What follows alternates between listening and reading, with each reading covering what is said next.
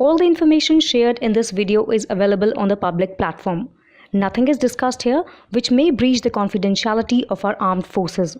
Defense Detective respects our defense forces and works only on the information that is available for public. One such ranking has been just released on who will be the 8 great powers of 2025. The criteria for determining power have been economic heft and dynamism, social and political influence, political stability, and raw military capability. 8 great powers so chosen are the United States of America, the People's Republic of China, the Russian Federation, Japan, India, France, the United Kingdom, and South Korea. In other words, as per this ranking, the US continues to be the foremost power in the world, followed by China. India is recognized now as a major global power, and so is South Korea. Thus, of the 8 great powers of 2025, 4 are Asian countries: India, China, Japan, and South Korea.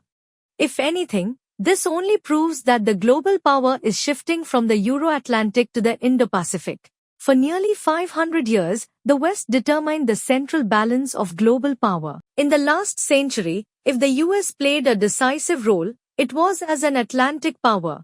But, in this century, if the US continues playing that role, it will be so as an Indo-Pacific power.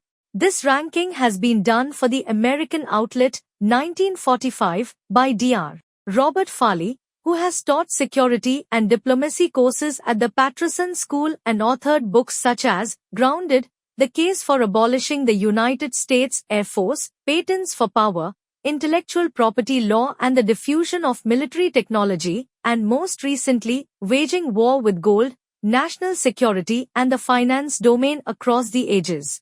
It also says China's technological gap with the US is shrinking by bringing its robust tech economy into harmony with its defense industrial base. While the ranking notes that since 1949, China's greatest weakness has always been its lack of firm alliances, Beijing has taken advantage of the Russia-Ukraine war to bind Russia more tightly into its economic embrace. Besides, China's slow, careful commercial expansion into Central Asia and Africa has been noted with regard to the increase of its strategic reach.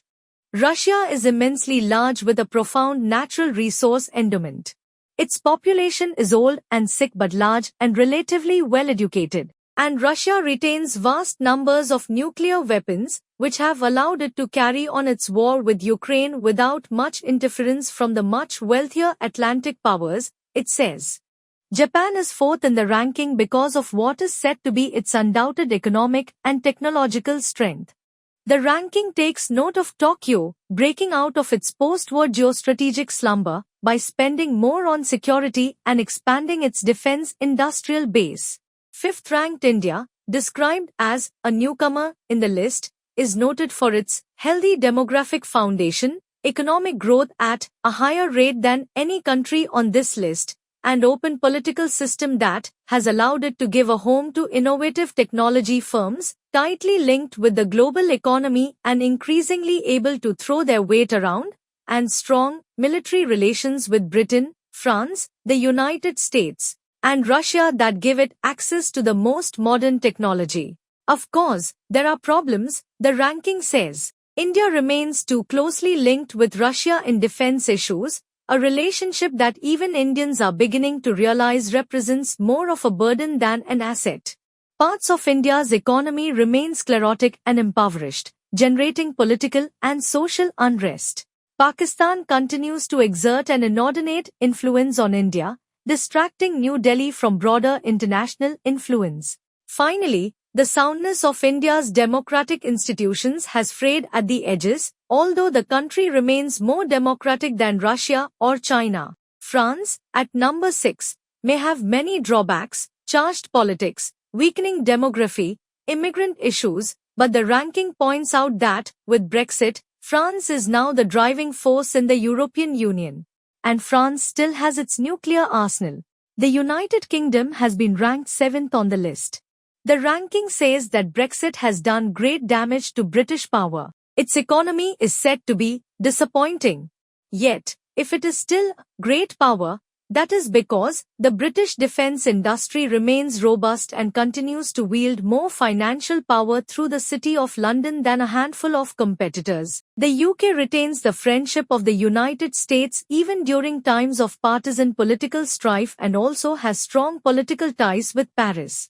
Even at this late date, the Commonwealth is an asset for London, giving the UK influence in North America and across the Indo-Pacific. Finally, the British nuclear arsenal, like France's, puts some distance between London and its closest competitors. The last, that is eighth in the ranking, happens to be another newcomer, South Korea, which overtook the likes of Saudi Arabia, Turkey, Brazil, and Germany because of it being a pivotal player in several areas critical to global security. The ranking points out, South Korea has built an innovative, successful economy around the integration of its industries with its larger neighbors and with the United States. It is building a large military capable of expeditionary operations and still has a defense industrial base capable of manufacturing the basic logistical requirements, artillery shells, for conducting a major war. Unlike Japan, South Korea has positioned itself as a pivotal arms exporter, competing for markets with the United States and the Europeans. Finally, South Korea is perhaps the most likely state to join the nuclear club in the not-too-distant future, although taking that step would be fraught with danger. In short, the Republic of Korea is a rising power, increasingly prominent in global security and economic affairs. However, Dr. Farley, the author of the ranking, notes that some countries in his list are vulnerable and their rankings can change in the future. In this regard, he mentions, in particular, Russia, France, and the United Kingdom, which have enjoyed great power status for as long as people have thought about great powers. But, he adds, we now find ourselves in a situation where we can at least imagine the passing of some of these countries from the center stage. Policymakers in Paris, Moscow, and London will struggle to maintain relevance over the next half-century, their precious nuclear arsenals notwithstanding.